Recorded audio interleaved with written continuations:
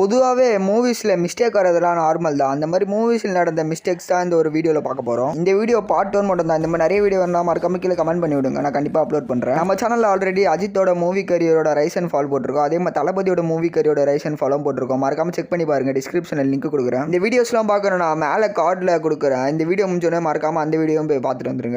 இப்போ ரீசெண்டாக அஜித் நடிச்சு ரிலீஸ் ஆன படம் தான் GBU. ஒரு படத்தில் அஜித்தோட பையனான வீகான் வந்து அரெஸ்ட் பண்ணுறாங்க. அப்போ வந்து அஜித் வந்து வீகானை பார்க்க போவார். அஜித் ஒரு பையன் கூட பேசி முடிச்சுட்டு வரும்போது விகான் பிராண்ட் எந்த செக்யூரிட்டியுமே இருக்க மாட்டாங்க. ஏன்னா அடுத்த ஷாட்லேயே விகான் பிராண்ட் செக்யூரிட்டி இருக்க மாதிரி காமிச்சிருப்பாங்க.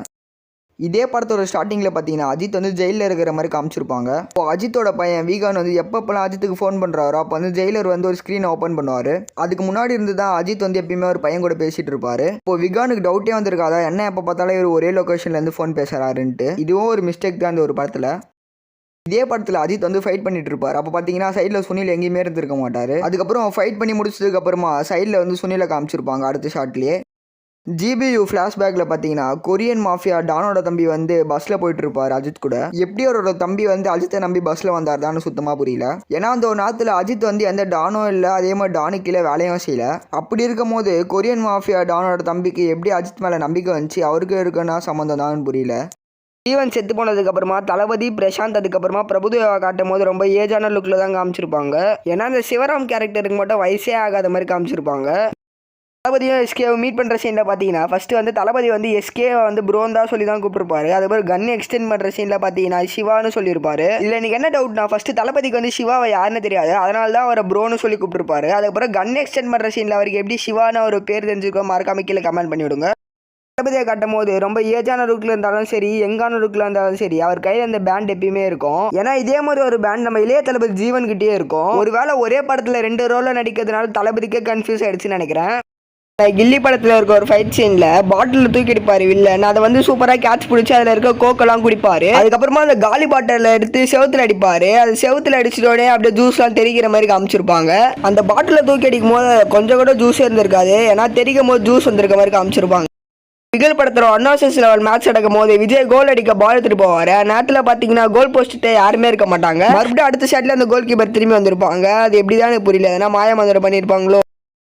வாரிசு படத்தில் தளபதி மாசான்ட்ரி கொடுக்குற இந்த ரோல்ஸ் ராய்ஸ் காரில் முதல்ல AP10 இருக்கும், அதாவது ஆந்திரா ரிஜிஸ்ட்ரேஷன் இருக்கும். மறுபடியும் அடுத்த சீனில் TN10 மாதிரி இருக்கும், அதாவது தமிழ்நாடு ரிஜிஸ்ட்ரேஷனாக அது மாதிரி இருக்கும். அது எப்படி கொஞ்ச நேரத்திலே மாறி இருக்குன்னு மறக்காம கீழே கமெண்ட் பண்ணி விடுங்க.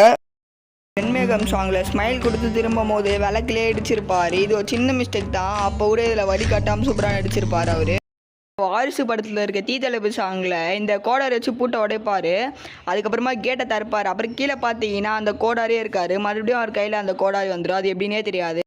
ஜில்லா படத்தை பார்த்துருப்பீங்க, இல்லை தளபதிக்கு காக்கி கலரே பிடிக்காது. அதனால எப்பப்பெல்லாம் சூரி போலீஸ் யூனிஃபார்ம் போட்டு வராரோ அப்பெல்லாம் அவரோட சட்டையை கிழிப்பார், இல்லைன்னா அவரை காம்பஸ் வச்சு குத்துவார். இதனால நம்மளுக்கு என்ன தெரியுதுன்னா, நம்ம தளபதிக்கு காக்கி கலரை பார்த்தாலே பிடிக்காது நல்லா தெரியுது. ஏன்னா இந்த படத்தோட ஓப்பனிங் சாங்கில் நம்ம தளபதி காக்கி கலர் பேண்ட் போட்டு டான்ஸ் ஆடி இருப்பார். படத்தில் லியோதாஸோட என்ட்ரி சீன் அப்போ லாரியை மடக்கி வச்சிருப்பாங்க. போலீஸ் கிட்ட சண்டை போட்டு அந்த ட்ரக்கை நம்ம தளபதி எடுத்துட்டு போவார். அப்போ பார்த்தீங்கன்னா அந்த ட்ரக்கில் 2023 தான் MC பண்ணியிருக்க மாதிரி காமிச்சிருப்பாங்க. ஏன்னா அது எடுக்கிற வருஷம் 1999. ஆனால் அந்த ட்ரக்கோட டிரைவர் 1999 இருந்து எப்படி 2023 வந்து MC பண்ணாரு தான் தெரியல. படத்துல எல்லாம் கபடி சீனை பார்த்துருப்பீங்க, அதில் வந்து சட்டையெல்லாம் தூக்கி போட்டு மாசம் என்ட்ரி கொடுப்பாரு நம்ம தளபதி. அப்போ அவர்கிட்ட பார்த்தா காப்பே இருந்திருக்காது. அதுக்கப்புறமா கரெக்டாக ரைடு போகும்போது தான் அவர்கிட்ட அந்த காப்பே வந்திருக்கும். அது எப்படி தான் தெரியல. மாஸ்டர் படத்தில் வாட்டி கம்மிங் சாங்கில் எல்லாருமே அந்த ஸ்டெப்பை கரெக்டாக பண்ணியிருப்பாங்க, இவர் மட்டும் தப்பாக பண்ணியிருப்பார். ரஜினி முருகன் படத்தில் ஊமேல ஒரு கண்ணு சாங்கில் இந்த சீனில் வந்து சிவகார்த்திகேயன் ஷூ போட்டுன்னு இருப்பார். அப்புறம் கொஞ்ச நேரம் கழிச்சு குதிக்கும் போது ஷூவே இருந்திருக்காது, ஒருவேளை அந்த ஷூ மறைஞ்சிருக்குமோ.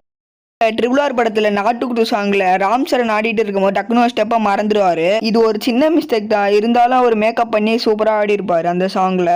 இந்த டைரக்ஷனில் 2013 ரிலீஸ் ஆன படம் தான் ராஜா ராணி. இந்த படத்தில் பாப்பான்ற ஒரு சாங்கில் பார்த்தீங்கன்னா போலீஸ் ஆஃபீஸர் வந்து எதுக்காக கலெக்ட் பண்ணுறீங்கன்னு கேட்பாரு. சைடில் பார்த்தீங்கன்னா ஒரு ஆஃபீஸர் வந்து ஜீப்போட கதவை மூட தெரியாமல் மூடிட்டு இருப்பாரு.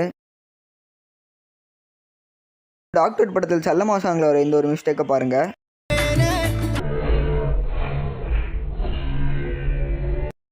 படத்தில் ஸ்டீவலி சாங்கில் ட்ரக்கை செக் பண்ணும் போது இந்த கான்ஸ்டபிள் முதல்ல அந்த போலீஸ் கிட்ட டீயை ஊற்றுவார். அடுத்த சீனில் லத்தி வச்சு செக் பண்ணும் போது அப்பயும் டீ கிளாஸ் இருக்கும். இன்ஸ்பெக்டரும் புஷ்பாவும் பேசிட்டு இருக்கும் போது அந்த டீ கிளாஸே அவர்கிட்ட இருக்காது. மறுபடியும் அடுத்த சீனில் அவர்கிட்ட அந்த டீ கிளாஸ் வந்துடும்.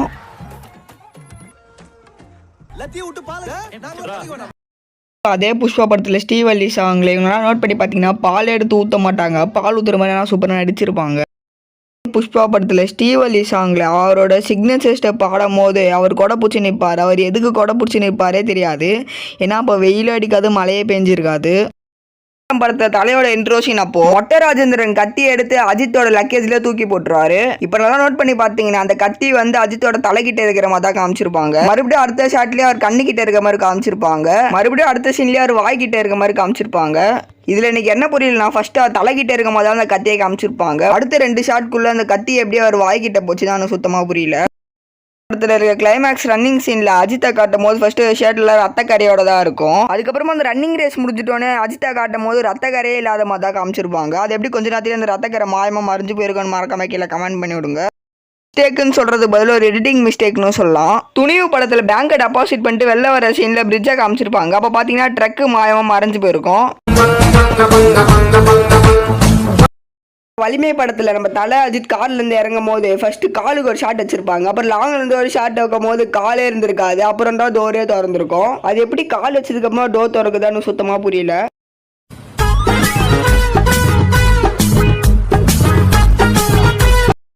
படத்தில் யுவர் பேங்கை காட்டும் போது லெஃப்ட் ஹேண்ட் சைடில் 2 தொட்டி இருக்கும், அதே மாதிரி ரைட் ஹேண்ட் சைடில் 2 தொட்டி இருக்கும். 2 பக்கமே 2 தொட்டி இருக்கும். ஆனால் அந்த பேங்கை லாங்லேருந்து காட்டும் போது 2 பக்கமே ஒரு தொட்டி இருக்க மாதிரி தான் காமிச்சிருப்பாங்க. நம்பர் 1ல விஸ்வாசம் படத்தில் லாஸ்ட் கிளைமேக்ஸ் ரன்னிங் சீனில் ஃபர்ஸ்ட் தூரத்தில் இருந்து அந்த ரிப்பனை காமிச்சிருப்பாங்க. அப்புறமா அவங்க ஜெயிக்கும் போது இந்த ரிப்பனே காமிச்சிருக்க மாட்டாங்க. அதுக்கப்புறமா தலை அஜித் கீழே எழும் போது கரெக்டாக அந்த ரிப்பனை காமிச்சிருப்பாங்க. படத்தில் ரஞ்சிதமே சாங்கில் கொலு சவுந்தது கூட தெரியாமல் ஆடிட்டு இருப்பாங்க. இதே பாட்டில் இந்த கார்னரில் இருக்கிற டான்ஸர் நோட் பண்ணி பார்த்தீங்கன்னா ஸ்டெப்பை தப்பாடி இருப்பார். டேரக்டர் என்ன நினச்சாருன்னா யாரும் கண்டுக்க மாட்டாருன்னு நினச்சிட்டா இருப்போம். ரஜினி முருகன் படத்தில் ஊமேல ஒரு கொண்டு சாங்க பின்னாடிலேருந்து சூப்பராக ஒருத்தங்க கட்டி குத்துருப்பாங்க. அது கூட ஹீரோ அதை எடுத்துகிட்டு வந்து வெட்டியிருப்பார் சூப்பராக. படத்தில் கத்திரி பூவாளுக்கு சாங்கில் முதல் தனுஷோட மீசையை வரைஞ்சிதான் வச்சுருப்பாங்க. மறுபடியும் அடுத்த சீன்லேயே அவருக்கு உண்மையான மீசை டாடிலாம் வளர்ந்த மாதிரி காமிச்சு மிஸ்டேக் பண்ணியிருப்பாங்க. முதல் இசை சாங்கில் அப்போது சூர்யாவும் சமந்தாவும் ஒரே ஆளை தான் இடிச்சிருப்பாங்க. அடுத்த சீன்லேயே சூர்யாவை காமிப்பாங்க. அதே மாதிரி சூர்யாவை இடிச்சவரும் காமிப்பாங்க. அப்போ பார்த்தீங்கன்னா அவர் கண்ணாடி தான் போட்டிருப்பாரு. ஹீரோயினியும் இடிச்சது ஒரே ஆள் தான். ஏன்னா அவரை காட்ட மாதிரி கண்ணாடியே போட்டிருக்க மாட்டாரு. கொஞ்ச நேரத்துல அந்த கண்ணாடி எங்கே போயிருக்கான்னு மறக்காம கீழே கமெண்ட் பண்ணி விடுங்க. அண்ணாத்த படத்தில் அண்ணாத்த சாங்கில் முதல்ல சூர்யா காட்டும் போது அவர் விக்கு வச்சு நீ மீசை இருக்கிற மாதிரி தான் காமிச்சிருப்பாங்க. அதே பாட்டில் சூர்யா அடுத்த தடவை காட்டும் போது உண்மையான மீசை தாடிலாம் முளைச்ச மாதிரி காமிச்சிருப்பாங்க. அது எப்படி கொஞ்ச நேரத்தில் மீசை தாடிலாம் வளர்ந்துருக்கோன்னு மறக்காம கீழே கமெண்ட் பண்ணி விடுங்க. சிங்கம் 2 மூவியில் சூர்யாவுக்கும் வில்லனுக்கும் ஜெயிலில் வந்து ஒரு கான்வர்சேஷன் இருந்திருக்கும். அப்போ வந்து வில்லன் வந்து சூர்யா கூட ரொம்ப சீரியஸாக பேசிகிட்டு இருப்பார். அப்போ பார்த்தீங்கன்னா சங்கிலியை எடுத்து பின்னாடி தள்ளி விடுவார். அந்த சங்கிலி வந்து மறுபடியும் அவர் தலையில் வந்து விடும். அந்த சீனில் கூட வழி தெரியாமல் சூப்பராக நடிச்சு கொடுத்துருப்பாருன்னே சொல்லலாம். டிராகன் மூவியில் பார்த்தீங்கன்னா பிரதீப் ரங்கநாதன் வந்து ரைஸ் ஆஃப் டிராகன் சாங்கில் வந்து ஒரு அவார்டு வாங்குவார். அந்த அவார்டு வாங்கும்போது அவரோட கோட்டோட பட்டன் போட்டு தான் இருக்கும். அதுக்கப்புறம் ஜிவிஎம் கூட டான்ஸ் ஆடும்போது அந்த கோட்டோட பட்டன் அவுந்திருக்கும். கில்லி படத்தில் ஒரு செவத்தில் விஜயோட ஃப்ரெண்ட்ஸோட எல்லார் பேருமே எழுதியிருக்கும். அதே மாதிரி விஜயோட பேர் எழுதியிருக்கும். அப்போ வந்து த்ரிஷாவும் அவங்களோட பேர் எழுதணும்னு அவங்க தலையிலேருந்து ஏர்பின் எடுப்பாங்க. ஏன்னா அந்த செவத்தில் எழுதும் போது நோட் பண்ணி பார்த்தீங்கன்னா அது ஏர்பின்னே இல்லை, அது ஒரு ஆணி தான் சொல்லி ஆகணும்.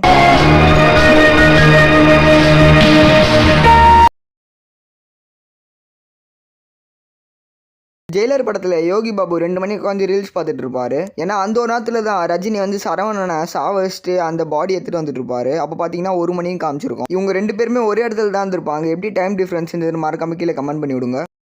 அடுத்த சீன்லேயே ரஜினி வந்து அந்த மூட்டை எடுத்து கடலில் போட போவார். ஏன்னா அந்த மூட்டை நேரம் விழுறதுக்கு பதில் கொஞ்சம் டேரக்ஷன் மாற்றி விழுந்திருக்கும். இந்த ஒரு சீனில் யோகி பாபு வந்து பர்பிள் கலர் டிஷர்ட் தான் போட்டிருப்பாரு. ஏன்னா அடுத்ததாக கண்டினியூவாக அடுத்த சீன்லேயே பார்த்தீங்கன்னா ப்ரௌன் கலர் டிஷர்ட்டாக மாறி இருக்கும்.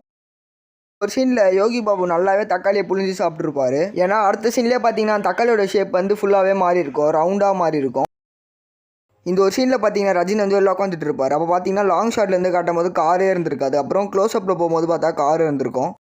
இந்த ஒரு சீனில் ரஜினி ஃபோன் பேசி முடிச்சதுக்கப்புறமா ஃபோன் எடுத்து சோஃபாவில் போடுவார். அதுக்கப்புறம் சோஃபாவை காட்டும் போது அந்த ஃபோனே இருந்திருக்காது. மறுபடியும் அடுத்த ஷாட்லேயே பார்த்தீங்கன்னா அந்த ஃபோன் வந்திருக்கும். டிராகன் மூவியில் பார்த்தீங்கன்னா அந்த பையனுக்கு பின்னாடி வந்து ரீவேல்யூஷன் பேப்பரே இருந்திருக்காது. ஏன்னா ரீவேல்யூஷன் பேப்பர் பேச்சு வந்தோடனே பார்த்தீங்கன்னா பேப்பர் வந்திருக்கும்.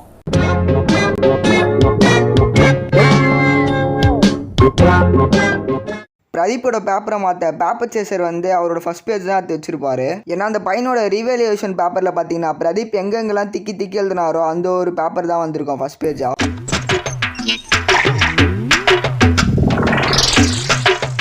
ஸோ இந்த வீடியோ அவ்வளோதான். இந்த வீடியோவில் எந்த மிஸ்டேக்லாம் ரொம்ப ஃபன்னியாக இருந்தது மறக்காம கீழே கமெண்ட் பண்ணிட்டு போங்க. இந்த வீடியோக்கு அடுத்த பார்ட் போடலாமா மறக்காம கீழே கமெண்ட் பண்ணிட்டு போங்க. இந்த வீடியோ பிடிச்சா லைக் பண்ணிட்டு நம்ம சேனல் சப்ஸ்கிரைப் பண்ணிடுங்க. பக்கத்தில் பெல் ஐக்கானை தட்டி விட்டுருங்க.